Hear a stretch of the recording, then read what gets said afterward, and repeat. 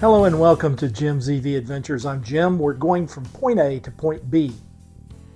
Before we get started today, we're going to do a news roundup for October 2024. But again, before we get started, I just want to thank you all for your time and trust on this channel. I thank you for helping me grow it, and I hope to be doing this for many years to come. Here we go into the news for October 2024. Y'all hang on, it's going to be a good one. Okay, here we go with the news roundup for October 14th, 2024. Today we're going to take a look at 4 stories that keep making the rounds, and we're going to look at the total U.S. EV car sales for the quarter.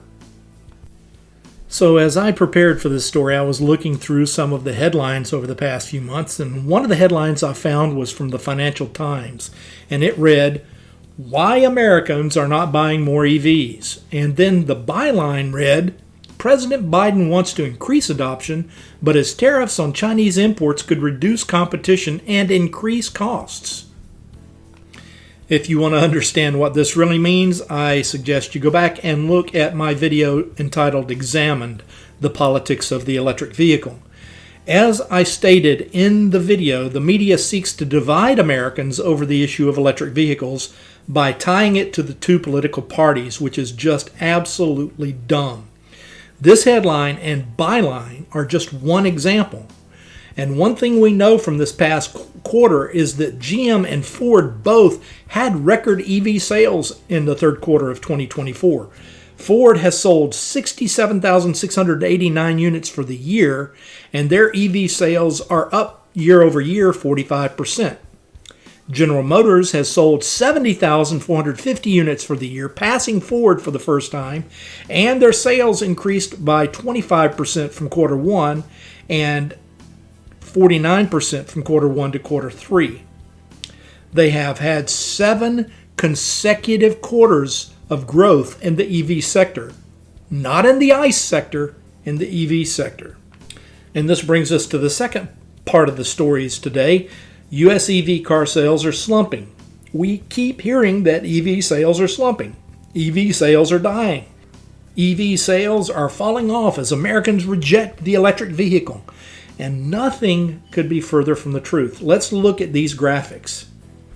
So the first one is for internal combustion engine vehicle sales. They're down over 2 million units since 2019. That's over a 14% decrease in 5 years.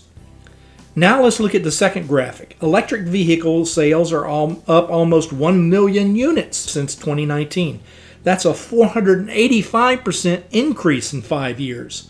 So anyone who tells you that EV sales are slumping is either completely ignorant of the facts or they're being deliberately deceptive and dishonest.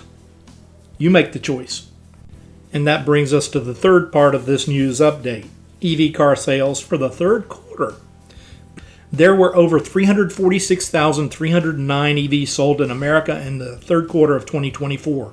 So far, EV car sales have reached 85% of the total units sold in 2023.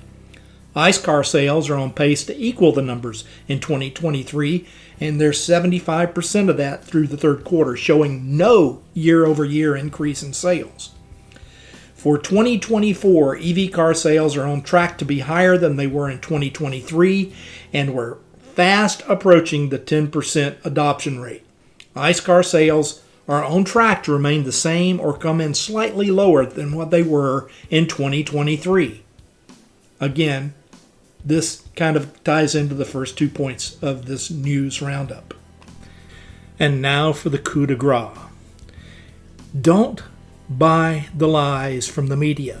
In a recent article from a supposedly green website that's supposedly EV forward, I found this headline. "What's holding back the EV revolution in America? Question mark. It is the charging, stupid! Exclamation point." This article states, and I quote, "The biggest reason Americans shy away from driving an EV is fear, primarily the fear of being caught short when away from home with a depleted battery and no place to recharge it."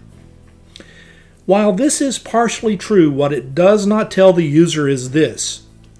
If you can see a light in the window, there is a way to charge your car.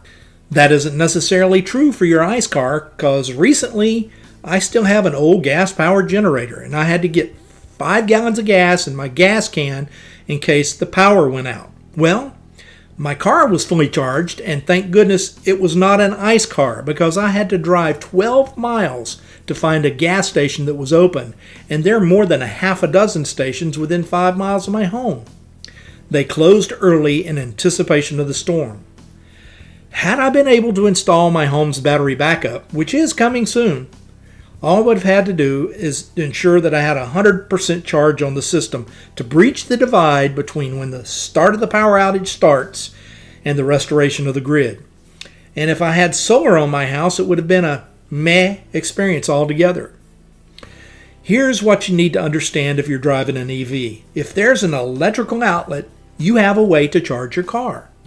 But the media keeps hammering home that the only way you can charge your car when you're not at home is to use a public charger. And that is a 100% dishonest assessment. Thanks for stopping by. Please do subscribe, share, comment, and like. Ring the notification bell if you want to know when I upload something new. And please do subscribe. It does help the channel grow.